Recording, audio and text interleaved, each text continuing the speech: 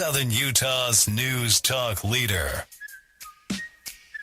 Welcome to the program. I am Andy Griffin. 10 minutes after, we're a little bit late getting started, 10 minutes after 9 o'clock, but so good to be here. Thank you for tuning in. That is the Andy Griffith theme in the background, a little bit of beat behind it. And the reason it's significant today is because we're going to talk music. Now, I know a lot of you are out there going, hey, politics this and laws this and election.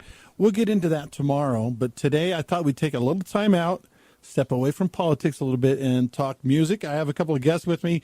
Usual guest Jack Lancaster here every couple of weeks. Jack, thanks for coming in. Good to see you, man. As always, thank you. And to my left is Robert John Hadfield. Yes, sir.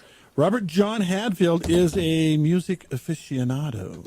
Is that all right? Well, you could probably say that because I've been into music since I was a teenager, and I started buying records I have a record collection of 2,000 records over at my studio right now. No kidding? Yeah. 2,000. And wow. I'm kind of a nut for them, and it's kind of fun to see that people are actually listening to them again. Mm-hmm. And it's so whenever people come into the studio, that's always a focal point. And so just by virtue of the fact I was around it constantly, I just know more than a human being. I'm filled with useless information about rock music history. My wife says that about me, too. Is that right? Now, awesome. Let me give you a little history about me and music. Okay, when I was, I went to broadcasting school in 1987, 88, and I ended up getting a gig as a night DJ at a classic rock station, Z104 in Logan. And I was a music aficionado, sort of. I liked music, but I wasn't an expert. And then I spent almost 4 years at Z104. And when you're a DJ and it's late at night, what do you do? Most of the time you're reading album covers and things like that. Yes. Now, when I was at Z104, they had it was a transition time in radio. They had probably about 1,000 albums on a wall there. And you would get a little card, and it would tell you what number to look up because they were numbered. They also had a bunch of what do they call those now? The Carts. Carts. Yeah. Carts. Kind of like 8-track. Kind of like 8-tracks. Yeah. And then they had CDs. They had only about 100 CDs. So they had 1,000 albums and about 100 CDs. And then they had, believe it or not, they had about 50 albums on reel-to-reel. No kidding. And you would have to thread it. And so I didn't like playing reel-to-reel songs. And so if one came up on the card, I would maybe slip the card to the back. And because it was such a pain in the neck, you had to thread it and you had to get to the right spot and everything. And so, but I learned a lot about rock and roll. Honestly, Led Zeppelin was slightly before my time. So up until that point, you're a young guy. Yeah, I'm 56. Up to that point, Led Zeppelin was, they were good, but I didn't really know them very well. Yeah, when they were happening. But they were the centerpiece to Z104. Every hour we played a Led Zeppelin song, and I mean that was heavy road for a classic rock station. You might imagine Led Zeppelin was it. Yeah. By the way, I was listening to a little classic rock the other day, driving in my car, and they were playing a song by Poison. I'm like, that's not classic rock. That was popular when I was wait, that was 500 years ago. Yeah, that was 32 years ago. That's a real awakening when you realize that what you think was now is now classic. Not good. That ages you in a minute, man. It does. That realization hits you in the head. Let's talk about vinyl first thing for you guys. Vinyl is, the old record player. You put the needle on it. When I was at Z104, we used to start the song, and then you would stop it as soon as you heard any sound, and you would take your finger and you would roll it backwards 1/3 of a turn, so that when it was time to introduce a song, you would turn it on, and it took just a second to get up to speed. To accelerate. And then as soon as it got up to speed, that's when the music was supposed to start. And then you sounded like a genius. Yeah. But if you didn't turn it far enough or you turned it too far, you either had dead air or you had So that's so awesome. Tell us about records and vinyl. Why is it making a comeback? Because convenience is such a big thing in modern society, and they aren't really very convenient. Because it's awesome. That's the main thing. No, but look. The thing that's so different about that time and about that, when it came to vinyl and records, you had a personal, like a holistic multi-sensory experience with music when you had vinyl. They just don't have today. Right. I mean, think about it. You'd get to buy a record, to have music. You'd get in your car, you'd go to a store, you'd sit there and flip through these things, you'd look for cool covers, Yeah. you know, there'd be other people there and you'd be talking to them about music, and then sometimes you'd pick an album just because the cover looked cool. It's true. And you think, and you're like hoping that my $7.99 plus tax, you know, isn't wasted. And so then you take this thing home, you hide it from your parents sometimes.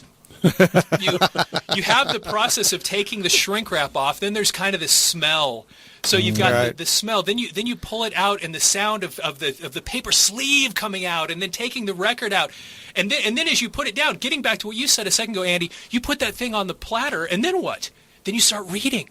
You know, now you've got this cover, and you start going through, and you start recognizing, hey, I saw that name on another album, and then you start putting things together that this person was the producer on this one and that one, and then you pull out your other records, and you had this once again multi-sensory experience that is gone.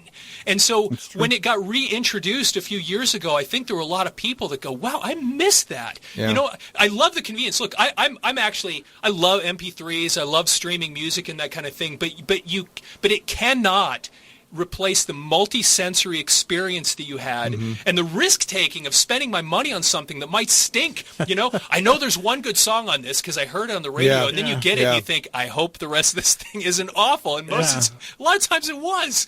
And then you're stuck with this thing. But anyway, I think that's one of the reasons that you had this. There's so much more to it than just the music. It was always my thing. I always waited till at least 2 songs on an album were worthy of purchase. If it had at least 2, then I'd go ahead and buy it. You know, if it didn't have 2, then I was like, I don't know. Maybe if they had a previous album, you know, like Boston, when they came, by the time they got to Boston, you know, the third one, third stage, is like, that's a no-brainer because the original Boston, the second one. Here's the second one. Don't right Look here. Back. That's the second. Is that Don't Look Back? This is Don't Look Back right here. Okay. Yeah. I brought a Amazing. few with me. Absolutely amazing.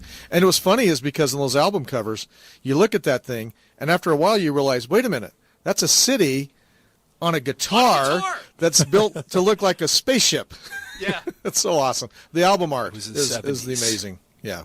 Oh, yeah. That's what you got back then. Yeah. It was that, and that's the thing. I mean, it once again multi-sensory experience, but there was this artwork Right. that you'd look at. I mean, that Boston, this thing right here. We're looking at Don't Look Back right now, in case anybody's wondering. And you could sit here and just study this. right. And it actually took a little bit of time to kind of take it all in. And then on this one in particular, you can open it up all the way so the artwork goes all the way to the back. And then you've got the photos on the inside. Yeah. And you'd read this and study all these people and you'd memorize the whole thing. Yeah. It was awesome. And to your point, you know, there's certain things you get to third stage and you're like, okay. Yeah, this is gonna be good. this is a no-brainer. Yeah. It's going to be fine. Yeah, same with, and I had the same experience with Van Halen, 5150.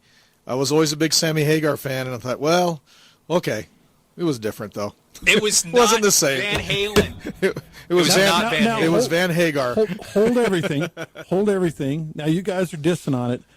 Honestly, 5150 is my favorite Van Halen song album. Yeah, I'm sorry, guys. I know a lot of you are like, no. Now- David Lee Roth. I don't think David Lee Roth was that good of a singer. He was a showman. He was. That's exactly right. And he was a amazing. showman. He was the best at what he did. He was built for concerts and videos, Yeah. but his voice was just okay. That may be. It was perfect for what they were doing at the time, though. But look, I got to settle this. Yeah. Sammy Hagar I loved Sammy Hagar, too. You know, I He Can't was Drive amazing. 55 was my song. So I got totally so many awesome. tickets in those days. 18-year-old kid here in the studio just put his thumbs up because he even knows that song. Yeah. That's amazing Either song. that or he can't drive 55. Or he can't one drive or the other. 55. But it was a whole brand new band. And Yeah. I was Yeah, it wasn't the same. Yeah, and I didn't hate it. I bought it. I bought it the day it No, came it was out. good. It too. just was Because I had different. to have it because I loved both of them. But Yeah.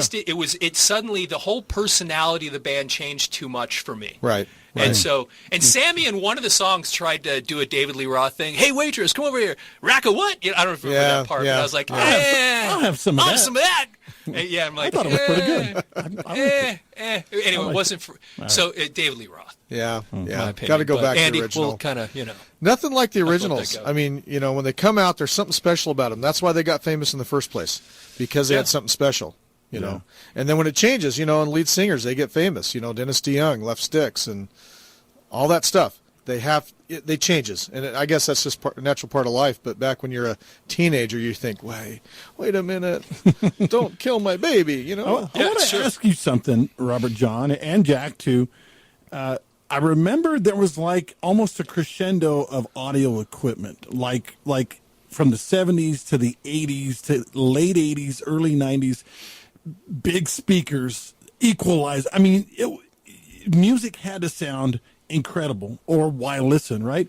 And then something happened that the MP3 came along and the streaming services, and now it's about, can I get that song streaming to me without any buffering? I don't care if it sounds that great. To me, it's really disappointing what's happened to our music, because Robert John, I was like you. I was like, man, give me a giant speaker. I remember the first time I heard Money for Nothing. Right, Dire Straits. The speakers were literally 6 feet tall in this guy's living room, and by the time the song was halfway through, the neighbor was beating on the wall, telling him to turn it down. I was like, "This is the greatest thing ever." Yeah. And I don't know what happened. Why is it okay to have mediocre sound now? It's funny because it's almost like we went back to AM radio, transistor radio, because that's what this almost is. A mobile device, and it's mono. There's no stereo anymore. You know, you buy the one speaker, you know, the Bluetooth. Yeah, it floats in the pool. Hey, I mean, I bought a pair of speakers. It's true. I bought a pair of speakers that weighed like 60 pounds each when I was 22 years old. That's awesome. And I carried them around with me for the next 30 years. You and me both, brother. Out. I know the drill. There were woofers and tweeters and all kinds of stuff, and now you get 18-inch woofers. I'm going to play it on my phone. You were really happy. You remember the first time CDs came out and it sounded different? Better. You're used to that sound from the album. Yeah. The fuller, mellower. I can't. It's the analog sound versus the digital sound. They didn't quite. I don't know what they did back in the day. Well, one of the things that happened with CDs, and one of the reasons it took off, and so many people go, "Oh my gosh, it sounds so much better." Well, the reality of it is, and then they tried to sell us on it, like, well, it's digital, and so it's like, actually, no, all this stuff that we're converting to digital was analog in the first place. Right. You converted it to digital to put it on a CD, and then you're telling us that that's higher quality, but you took it off of. It was analog to begin with.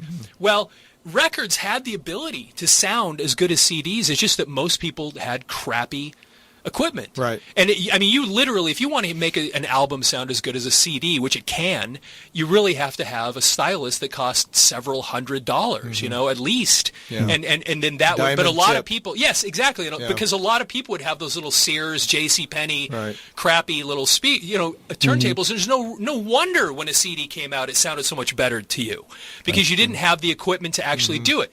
And so in some ways it was a good thing for people to be able to hear it, sound better. But it was not that the record companies, it was $7.99 for a record, and all of a sudden, well, now we're going to charge $16 for a CD, even though it's cheaper for us to make, and all the equipment costs less, and et cetera, and then, but the price will come down eventually. I remember hearing that. Whatever. Yeah. It didn't. And it never did. Yeah, they just kept it up there. Now records, when you find them, which they're all over the place, they're $30, $40 for some of these things. So, and I brought a couple of the greatest albums, biggest selling albums of all time. And I thought it'd be fun. And that's kind of what we wanted to talk about a little bit today, besides everything else we've been talking about, the greatest albums of all time. And I told you, Robert John, when you came in, it's kind of subjective. And as a classic example, I graduated high school in 1984. My sister graduated high school in 1989. Our musical tastes couldn't be more diverse. She is Depeche Mode, Erasure, Howard Jones. I am Eagles, Styx, Boston, and she hates my music, and quite frankly, I hate her music. I mean, I call her music suicide music, because you listen to a song by Erasure or Depeche Mode, and you're like, I think I'll just cut them right now. I'm done. That's it. That's hilarious. I have to admit, I have a guilty pleasure with Depeche Mode. Uh-oh. When the 90s hit and they actually got a real drummer, if you get a chance to see them today, forget the 80s. Today they're amazing. Yeah. They have a real drummer. Martin Gore plays the guitar through the whole concert. It's actually really good rock and roll now. But I agree with you. Back then, I was like, oh my gosh. But you know why you would listen to it? There was a reason to listen to Depeche Mode back then, because all the girls liked it. Yeah. Oh, and so it's like it was awesome if I knew the music and I had it in my car and that kind of thing. So that was. So I could ask. Can I ask you guys a question? Sure. When you listen to music, are you more of a musical hook person as far as the music, or are you a lyrics guy? Does the lyrics bring you in? I'm a lyrics guy. If the lyrics are interesting and it's written well, that brings me in. And the music's nice, but I mean, there are some people, they don't care about the lyrics as much. And I know that's the difference between today. A lot of today's music and back in the 70s and 80s is it was made by people who were suffering artists, if you will. They were artists. They were writing poets about their feelings. Yeah. And then Comments? a lot of these people started being sucking after their third or fourth album once they started making money. Well, they everything's out. Couldn't relate anymore. There's nothing left. They're not anymore. suffering anymore. For me personally, sadly, I was an '80s metal kid, and I look back at some of the lyrics of some of that stuff now, and I'm like, oh my gosh, that was so bad, and I didn't know at the time, and I didn't care. And so now, as I've gotten older, I like to think that my tastes have changed a bit. Okay. Lyrics mean more, but when I was really into this stuff, it was almost irrelevant to me. The words. Okay. So. I was kind of in between, Jack. I loved, big important lyrics. Good lyrics were important to me, but it had to be good music. There's a song by Kansas. Wish I could remember the name of it right now. Start saying it. I'll tell you. Point of No Return is the song. Uh-huh. The lyrics of that. I mean, you want to talk about artistry? Oh yeah. The lyrics that I don't know who wrote the lyrics for Kansas. I assume it was one of the guys in the band, but it was phenomenal. The whole Kansas albums have great lyrics, Mm-hmm. Dust in the Wind. I mean, when you listen to that song, you dig down into it, what that means. There's what's their biggest song? My number one classic rock song of all time. Number one, Kansas. No, I can't say it. Carry On My Wayward Son. The best rock and roll song of all time. That's my vote. Wow. It's pretty amazing. That's a great tune. Yeah. And it has all the, and Kansas was such an interesting band because they weren't a typical rock band. They had the violin, the prog rock, and the thing. The singer was crazy good. And you'd listen to some of that music and it was very cerebral. Mm-hmm. I've got several of their albums. Point of No Return is one of them, and How Long? How Long? I mean, it's unbelievable. And they were a great band. And so it's hard to argue with that. I mean, that song, but you get in their deep tracks and. I got the album and I listened to Song for America, and the first time I couldn't get through it, and then one day have you listened to Song for America? It's like 10 and a half. It's almost 12-minute song, but then you listen to it and you get through all the stuff. It's an amazing song. I'll listen to it. It's funny because, at first it turns you off because it's just not, 3.5 minutes and poppy. Yeah. It's, telling you a story from, it's about America. It's about why we came here and the Pilgrims. And it's like, wow. But when I was at C104, we, if you had to have a bathroom break, you're live on the air. You either played something by Kansas. Yeah. Or Inagata Davida if it was really bad, because the long version with the drum solo, so it was 19 minutes. The full thing. And then if you Led Zeppelin Stairway to Heaven was like 8 minutes. That helped. Oh, there you go. So speaking of that, I got that right here. Nice. This is a great example. Led Zeppelin 4. Led Zeppelin 4. This is a great example of what was so great about albums and vinyl. Well, as you're sitting here looking at it, anybody that's familiar with the cover, there's literally nothing on the album anywhere that tells you who the band is. Not their name, not the name of the album, nothing. Huh. And it opens up. You've got the cover that has the man with all the twigs on his back or something, and then you open it to the back and you see that it's a broken wall. And that you see out into some sort of a cityscape there when you look at this whole panorama of the whole graphic. Find it online and you can see what I'm talking about, the whole picture. And then you flip it over to see the inside and you go, what in the world is this? You have this watcher standing on the top of this mountain, and then once again, this is one where you could sit and study it, where you've got this man standing up here that has this lantern with the Star of David in it, and you got this little person down here, this city in the background, and then one of the secrets is if you ever take this album and put it up next to a mirror this way, you'll see that there is what looks like the face of a dog inside the rocks. Yeah. So that's something to try at home. Go pick up Led Zeppelin 4. Would it be a black dog? A black dog, and that's what we all thought. That's what we all thought, you know? And then you'd open this thing up, and on the inside you have this great, you have all these characters. So on that album, you had these little characters that represented each member of the band. And then they had the song list. That was before Prince dropped his name before and became he started the symbol. doing that. Yeah. And then on the back they have the lyrics to Stairway to Heaven, and it's just I mean it's such an amazing, once again, immersive experience that you had with these things, and then dropping the needle, and there was just nothing cooler. And this is one of the greatest, if not perhaps some people think the greatest rock album ever made. Yeah, it's hard to beat it. I mean, everything on here was good. Well, and the problem with that, what you just said is, it's not just a rock album. Everybody said, "Well, Led Zeppelin's a hard rock band." Well, yeah, but they were so different, they did whatever they wanted to do. It wasn't like they were painted in a genre and they always had to be this, like Metallica or something. They were complex. Listen to Battle of Evermore on this song. Mm-hmm. We've got the mandolin playing through the whole thing, and a female comes on and sings with them, and it's this kind of medieval thing. They're in pain, and then anyway. This was one of the greatest things ever made, there. So one of the greatest albums ever. Led Zeppelin 4. Led Zeppelin 4. It's funny. I've got a 19-year-old daughter, and she has come through a renaissance. She's gone through the Beatles. She's gone through Queen. That's awesome. And now she's into Led Zeppelin. Smart. And she's buying albums. So she was raised well. Thank you very much. Guys, I got to play a commercial or we would be on the air. So hang in there. We'll get a weather check, and we'll be back to more talking about some of the greatest albums of all time and how a guy by the name of Michael Jackson fits into all that. Yeah.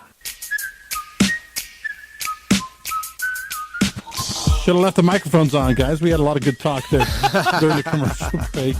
Robert John Hadfield, Jack Lancaster. I'm Andy Griffin. We're taking a break from politics today, talking about music. I know that I actually got a few texts from people who were unhappy about that. I also got a few texts from people who were pretty darn happy about it and made a case for their favorite albums of all time. If I get my phone to unlock here. Rush 2112, somebody said, best album ever. It's amazing. And then somebody, a Kansas fan obviously, said Point of No Return. Kerry Livgren, Kansas lead guitarist, wrote most of their big hits. Pure genius. He's now a Christian rock artist. I did not know that, but that's pretty cool. 2112 was their breakout album. They almost got dropped from their label, and they were told that they needed to put out a hit song, or they were going to be gone. And Rush and they actually thought. Neil Peart, even you see him in an interview, talks about this, says, we decided that we'd rather go out doing what we believed in than do what the record companies wanted. So they put out 2112. The record company hated it. And then they went on a tour. I think they were opening for Kiss or something. And as the tour went on, they got bigger and bigger and bigger and bigger. And that was their breakthrough album, the one that they did not compromise on, and they did what they believed in. Right. And it's crazy because if you listen to that album, it's got that amazing, and it's this complicated. It was not only was it not a hit song, it was this massive full side of an album song. Right. And it was incredible. And then you flip it over on the back side, and they had Passage to Bangkok. Right. Was another great song. Right, that's on a great album. one. I mean, it was just such great stuff. Yeah. And we were also talking about how we would take these things and record people like you, Andy, playing stuff on the radio. We'd record it onto a cassette tape. Yeah. We'd sit there and we'd wait because we'd either have to buy a record or we'd have to wait till somebody played it on the radio. Yeah. And it was a totally different world. Yeah. And I actually have a business here. This is so interesting. I got asked to go speak at a conference, the Making Vinyl conference in Los Angeles a couple years ago, about cassette tapes. Because I have a business here called Audio Mover where we take cassette tapes and convert them into digital. By the way, plug audiomover.com. But we actually take audio and videotapes and convert them to digital. But I got asked to go on a panel there to talk about, since records are coming back, will tapes come back? I don't think they will. No. It's not the same thing. It's a totally different. It was less convenient. Fast forward, rewind, fast forward. I mean, and it was small. It didn't sound. The worst was they 8-track. The only reason we like cassette tapes is because you could play them in your car. You play them in your car. Yeah. That was it. 8-tracks were awful. Yeah. I have a video on YouTube with 70,000 views where I explain why an 8-track tape is called an 8-track tape. Most people have no idea why is it even called an 8-track tape, and I've got a whole video on that on YouTube. But I know this. anyway. If you fell asleep with the 8-track on, it never stopped. It would just kept keep playing going all night forever long. and ever. Eric Carmen or Carpenter's Greatest Hits played all night long while I was The sleeping when I was person 8 that years old. invented the 8-track should have been given an award and then immediately put in jail. It was that kind of thing that it was just so weird. Yeah. And Let's talk for a second, you guys, about categorization. When I was a teenager, you were either a rocker or you were a pop guy or you were a classic guy. You know, I thought it was so funny because my group of guys, we liked rock and roll. We weren't allowed to like Michael Jackson. Oh my gosh! And people and it was so strange. You're so right.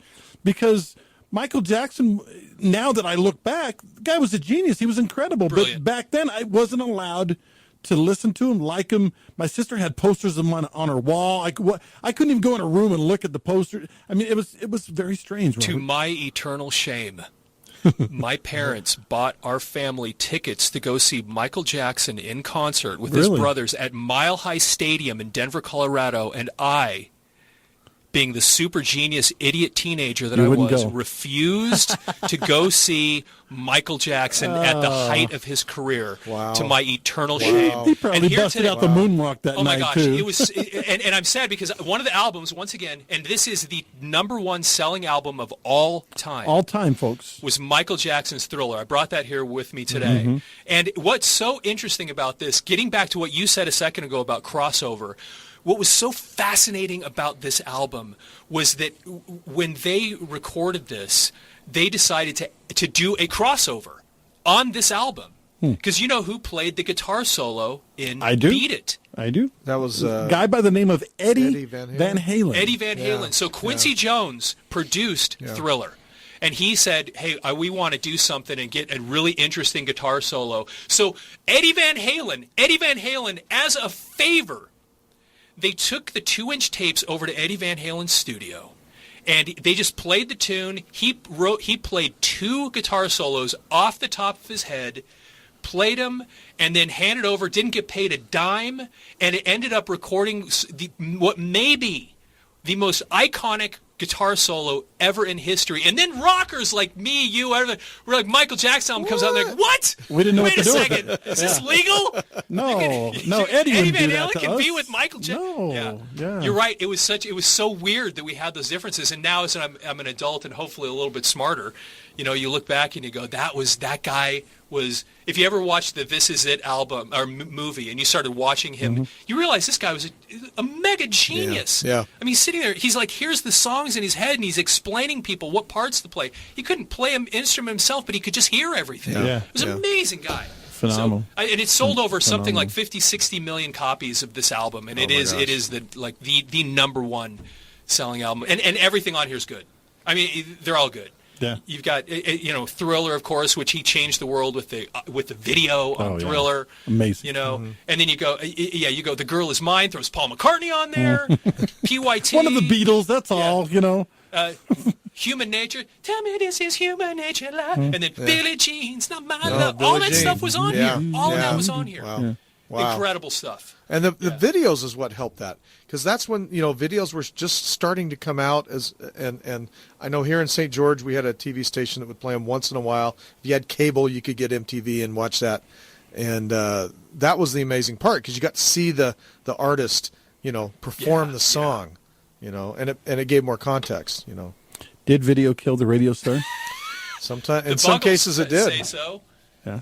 Video killed the radio star, which is amazing because that was the first video played on MTV, Yeah. and it was so. Yeah. It said so much about where everything was going to go after that. So one other, really interesting. This was a great album. We were talking about this one earlier.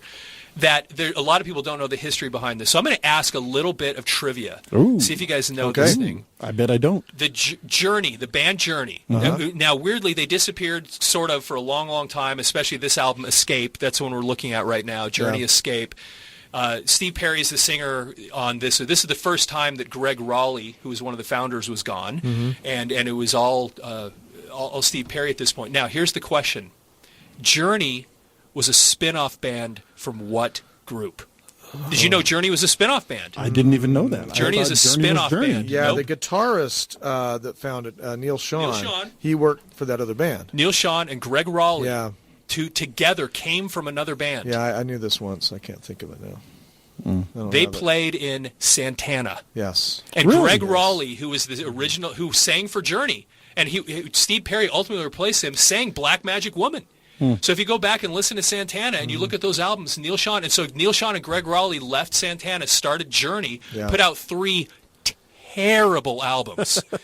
And then their manager came and said, "I've got your new singer for you," and it was Steve Perry, and he came in there and just took over everything, and he really did. I mean, and he's what made that band. I hate to say it. I mean, Yeah. Neil Sean was a great guitar player, you're they had right. great music, but Steve Perry, that voice. Well, the voice. Yeah, it was He's that known as the voice. voice. That's his nickname, is the voice, and there is no other singer. And when you go, and I do a lot of sports on the radio, when you go to a ball game and they play "Don't Stop Believin'" and it's played like 3 or 4 times during a football game, you're like, no, wait a minute, this was made in what, 83, 81. 81, 1981 is when and it it's came out. 2022, Just and a they're small playing. town girl. Yeah, yeah. In fact, there's a popular meme that said, "I stopped believing for a minute. Please don't tell Journey." You know, don't Journey's tell gonna Journey. be pissed. Yeah, they're going to be mad. Yeah, That's great. Yeah. And this album, this is once again the first one that Greg Raleigh was gone and Steve Perry was the only singer. And you know who else was added to this band at that point? Because Greg Raleigh was a singer and keyboard player. So a guy named Jonathan Cain Yeah. is the one that joined the band as the keyboard player. Right. And he's the one that wrote what might be the most famous slow song of all time, last song on the album, "Open Arms." Junior And Prom. What's that? Junior Prom, right? Oh, here. is that right? Okay, Open yeah. Arms, Junior Well, Prom. what's so interesting about this is Jonathan Cain was in a band before this called The Babies with Oh, John yeah, Waite. with John Waite. And he presented Open Arms to John Waite, and John Waite hated it. Oh my gosh! So he's messing around with it in a Journey rehearsal. Steve Perry hears it and says, "What is that little song you're playing there?" And Jonathan Cain says, "Well, John Waite didn't like it, so it's a little ditty." And Steve Perry goes, "We're using it." And then it becomes, not only do they have "Don't Stop Believin'" on this album, but this obscure track on the very, very, very last track of this album becomes one of the biggest songs in history. So this album, I think, is one of the greatest albums of all time. There's not a stinker on it. No. Every song's great. Yeah. Who's Crying Now on that one? Who's too? Crying Now? Song? Yeah. Who's Crying Now? Great song. Oh, Yeah. it's great. Everything. Yeah. Stone in Love is on here. Yeah, Stone of Love, one of my favorites. Those of all crazy time. nights I Yeah. do remember. Oh, yeah. Oh my gosh! How do you beat that stuff? You don't, man. Yeah, All right, some of the greatest I got to get a break. And do you Okay. want to give an Let's give a album couple away? away. Yeah, All yeah, right. yeah. Give us a call, 673-5890. We'll take caller number 4. Which album do you want to start with? Let's do you want to do David Bowie? Ziggy Stardust? Doesn't matter to me.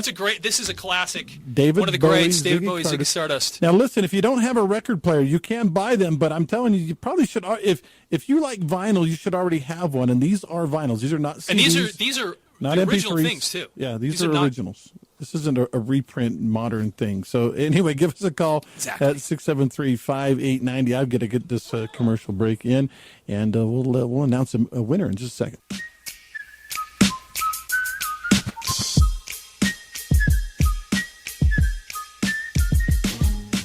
All right, we've got first world problems. I'm supposed to do some digital training here in about 10 minutes. Fun. It was supposed to be tomorrow, and I don't know. Exciting. I'd rather listen to classic rock. And anyway, Andy Griffin with Jack Lancaster and Robert John Hadfield. And I always call him John, but Robert John is pretty cool too. So, Andy, it's thanks for letting me be here today. This is so. This is Yeah. this is one of the fun. This is the best day of my life. You know, anytime I get to go Come on talk now. about records. No, you know, because I spent my youth. I bought thousands of records, wasted all my money when I was a kid, and my parents are like, "What in the world are you doing What's with wrong this?" with You know, you? yeah. Yeah. And so now I can look back and go, "See, Mom and Dad." Got me on the radio. Now at 53 years Yeah. old, Yeah. See, that investment's paying off now. it's truly paying off. All right. So we got to settle it before we get too much more deep into it. In fact, we only have about Couple minutes. 6-7 minutes. Greatest album of all time. Again, highly subjective. I'll go first. And no, I'm not. I'm going to go last actually because I haven't decided yet. It's like me being in a restaurant and there's so much good food. It's like, which one do I pick? Let's go to Jack. Jack? Yeah, you pick me first. You can go, I can't you can go greatest. 2. You can go 2 if you Well, want. I love Supertramp Breakfast in America. Oh, love I that. could play it from start to finish. Does it have over and over. a possible song, or what is it called? The Logical Song. Logical song. Logical song. Yeah. And Great song. And then, Take a and then look at I'm my going to hit for girlfriend. number 2. I guess I'm going to go with, oh my gosh, I don't know. Kansas, Point of No Return. I'm going to go back there. It's a good one. I have an easy answer for this every Really? single time. Really? I know exactly what it is. Really? It's AC/DC Back in Black. Oh, yeah. There's No kidding. there's never been anything better, in my opinion, ever. Every song on there is great. It was the first album with Brian Johnson. I was going to say, they had just lost their lead singer. Bon Scott had just died. Yeah. And Bon Scott was great. I mean, the library of music that came out of that guy is just shockingly amazing. And Brian Johnson never matched it, frankly. Mm-hmm. But that album, Back in Black, from the opening chords of Hell's Bells, that gong, Mm-hmm. you got me ringing Hell's Bells, and then you just go on and on. And every song on there is a great, not just good, great song. And and everything you hear. It's like it makes you excited. It's got this incredible energy. There's just I don't think there's ever been anything like it before or since. So in my opinion, greatest album, hands down. We used to Back have a in Black. roller skating rink here in St. George, and on Friday and Saturday nights they had a midnight to 2 a.m. skate. And I was Sweet. I was 18 years old. They'd play that song the whole night. Hell's Bells or Back No, in no, Black? the album. Oh, the album. They just put the album on and play it. And then when it was done, they'd start it over. Play That's it again. the one, and it's the one that has "You Shook Me All Night Long" Yeah. on it. Oh, You yeah. shook me all night long. Yeah. I mean, oh my gosh. Oh yeah. You can't beat it. No, you can't. That is a good one. When Okay, you're up, Andy. I'm up. Okay, when I was 14, I would have said something like, I don't know. I would have said something like Hotel California when I was 14. And then I got a little bit older, got into soft rock a little bit. Chicago 17 was a very meaningful album to me. Oh yeah. And then when I was 18, I was working at a wood shop. And this guy came over to me and says, "What do you listen to?" I said, "REO Speedwagon." Yeah. And he said, "Great band, but." I said, "But what?" He says, "Well, you want something with a little more edge, right?" I said, "I guess." He said, "I got a cassette tape here. Put it in your Walkman." Yes, I had a cassette tape Walkman working in the wood shop. And he said, "Just listen to this." And I put it in, and I pushed play, and my world changed. And the album, the cassette, was Triumph Thunder 7. Oh.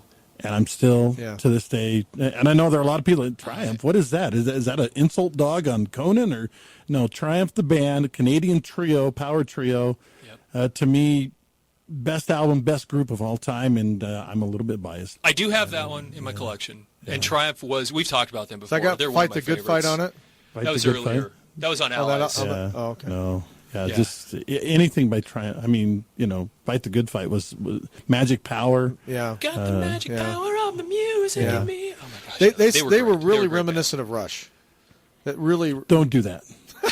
don't even go there. Well, they're Canadian Don't- power trio. Because I would walk around saying I love Triumph, and everybody, oh, who's that? A trio from Canada. They'd like, oh, you mean Rush? Rush, yeah. No, I don't mean Rush. Actually, they're like, well, they love probably Triumph. sound like Rush. They're like Rush, right? I'm like, no, they're not like Rush. They were cool because they were positive. Their music was always this upbeat, Yeah. positive energy. They were huge. At one point, people don't realize they were a huge, big band. They played at the US Festival. I mean, how many Heavy Metal Day? There were Yeah. 8 bands that played there from the entire world, and they were one of them.